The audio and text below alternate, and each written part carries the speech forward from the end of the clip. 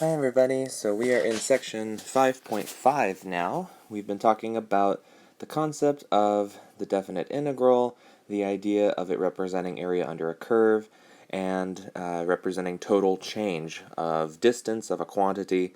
And now in this section we're going to be looking at total change and the fundamental theorem of calculus. So it took us all the way until late April to get to the fundamental theorem of calculus, but we wait until this long because the fundamental theorem of calculus actually incorporates the concept of a derivative with the concept of an integral together. So to start us off here, the fundamental theorem of calculus, that we abbreviate FTC, says that if f prime of t is continuous for t being from a to b, then the integral from a to b of f prime of t dt equals f of b minus f of a. Okay, so if we have a rate of change of some function, okay, some quantity, and we integrate that, okay, we get the area under the curve. That can be computed by just taking the original function, evaluated at b, evaluated at a, and then subtract. Okay, so the definite integral of the derivative function gives the total change in the function. Okay, so the definite integral of the derivative function gives the total change in the function. Okay, so let's look at an example. So the graph of f prime of t, the rate of change of the value of f of t of an investment over a 5-month period, is given. So just to be perfectly clear, this is the graph of f prime of t down here. Okay. Part A, when is the value of the investment increasing in value and when is it decreasing? And then part B, does the investment increase or decrease in value during the 5 months? Okay. So here again we're kind of shifting how we're looking at this expression and at this graph, because we're not looking at this graph and looking at its slopes. Okay, because that's if we're looking at the original function, we take its derivative and then we graph that using the slopes. This one already is the derivative, so the outputs of this function are the slopes from the original function. Okay, so the outputs of this function are the slopes of the original function. Okay, so what does that mean? Well, that means that down here, all of these negative outputs, right, when we hit like -1, -2, -4, -8, -9, somewhere in here, all of those negative outputs represented slopes on the original function, which means that the function must be, so it has a negative slope, so it must be decreasing. Okay, so if the function has negative slopes, then it must be decreasing on this entire interval from 0 all the way up to 3 up there. Okay, so from 0 to 3, looks like our function, our original function, is decreasing. And then once we pass 3, then the values of this rate of change are all positive from 3 up until that 5th month. Okay, so it doesn't matter what this function is doing, right? Whether it's increasing or decreasing, it just matters what its outputs are, okay, whether it's positive or negative. So let's discuss this here. Let's go ahead and get an answer down. So part A, so rate of change, which again is what this graph gives us, is the rate of change, is negative from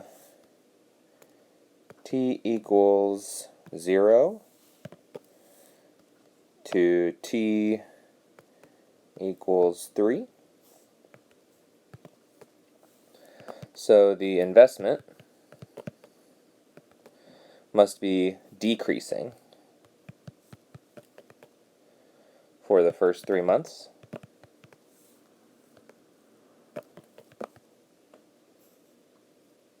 Okay. And then the investment is increasing for the last 2 months, right? From month 3 to month 5. Okay? And that's, of course, when rate of change is positive.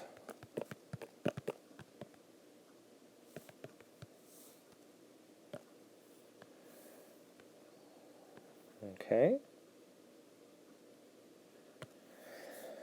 All right, so we have rate of change is negative from 0 to 3. So that means the investment, the original function, that total change, is decreasing. And then our original function is increasing from 3 to 5. Okay. So it's asking, does the investment increase or decrease in value during the 5 months? So does the investment increase or decrease in value? Well, we know that it decreased some and it increased some. The question is, how does that balance out? Okay, is it decreasing more? Is it increasing more? Kind of what's going on there over the entire 5 months. So the total change in value, let me set this up here. So part B. So total change in value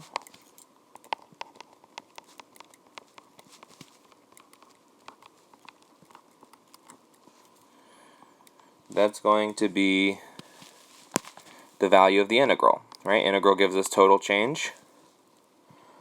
So that's going to be the integral from 0 to 5, right? All 5 months of f prime of t dt. And the way that we find that, you can interpret it in terms of area. So if we look at the graph, right, and the area under f prime, so we have, this is going to be the positive area minus the negative area. So this is the area above the t-axis minus the area below the t-axis.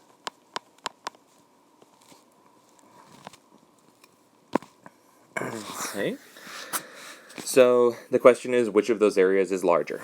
Okay, and hopefully we can see that the one down here, this area, is going to be larger than this one. Okay, so let's go ahead and make our conclusions here. So since the area below the t-axis is larger, the value of the integral is negative.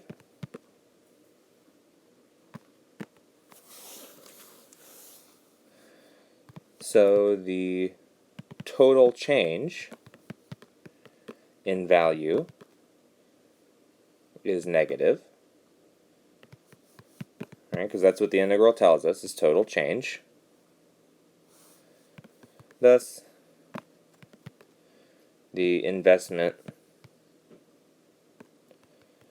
decreased in value.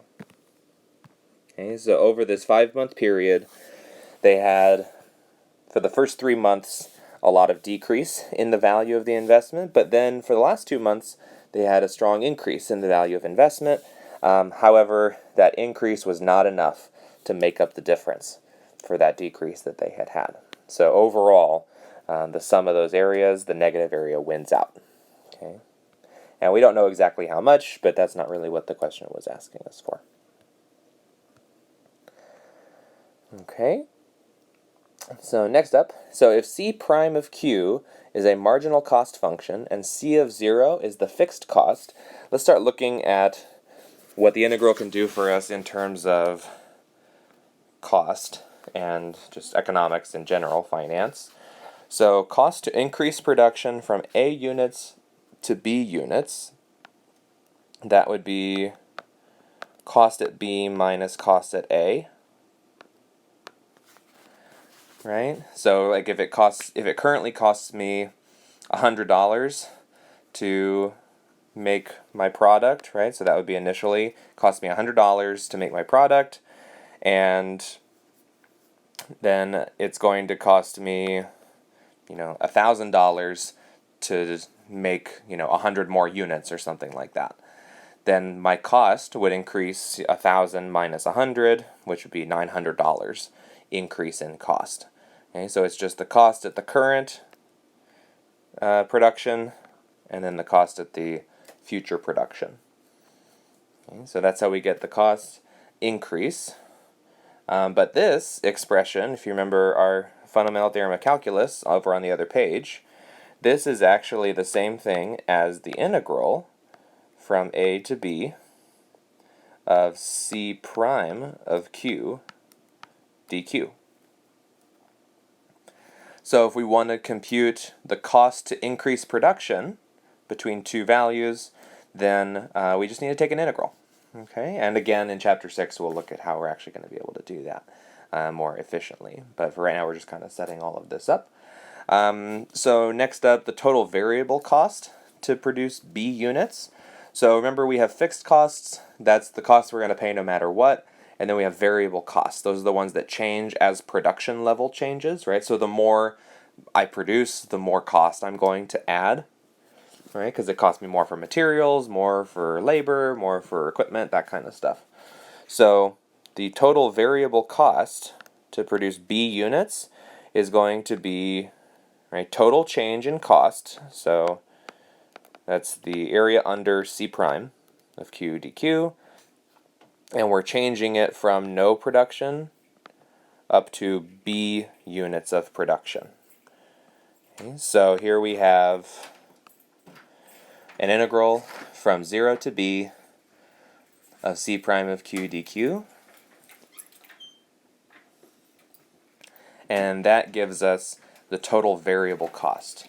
Right? So if we're trying to find the total cost of producing B units, well, just in general, that's going to be, right, fixed cost plus variable.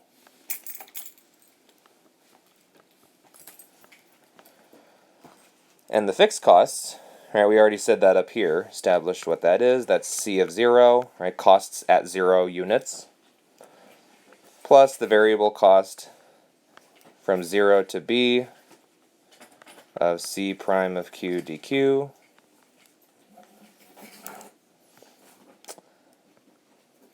So we can go ahead and use these formulas in order to interpret, in this case, a graph, but we'll also be able to look at calculations later on.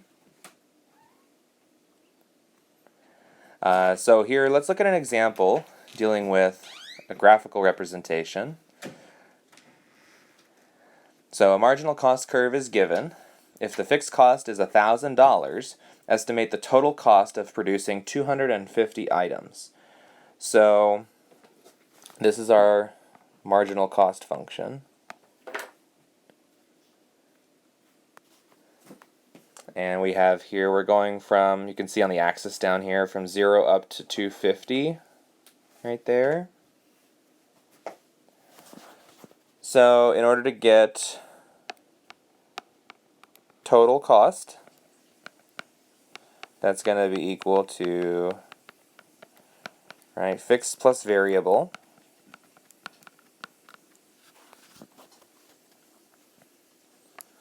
So the fixed cost, they told us, right, $1,000, no matter what. And then the variable cost is going to be total change, right, in the cost from 0 to 250. So that's the integral from 0 to 250 of C prime of Q dQ.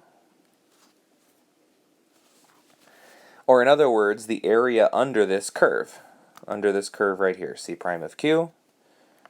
So right now we're just going to approximate this, so that's 1,000 plus the area under this curve. So one of these grid boxes, so one of these right here, that has dimensions, that's 20 by 2. So this has an area of 40. And we can go ahead and just get a rough estimate of how many of these boxes we have.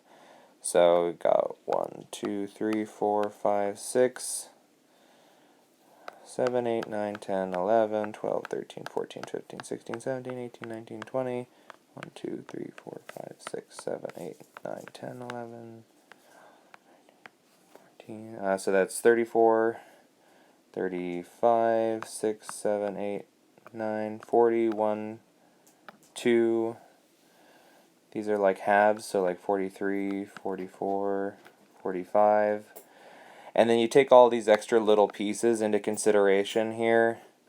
So if you add all of these up, rough estimate, it looks like we're dealing with about 50 grid boxes. That's just the rough number we're going to go with. So this would be 50 boxes times each box has an area of 40. Okay, so again, that's 50 boxes, and each box has an area of 40. So 50 times 40, that's just going to give us 2,000 plus the 1,000 is $3,000 in total cost.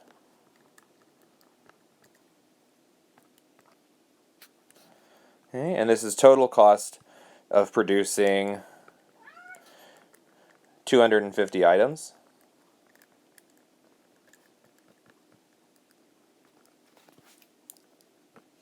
Okay, so if we wanted to know a different value, we would just pick a different upper bound for the integral, right?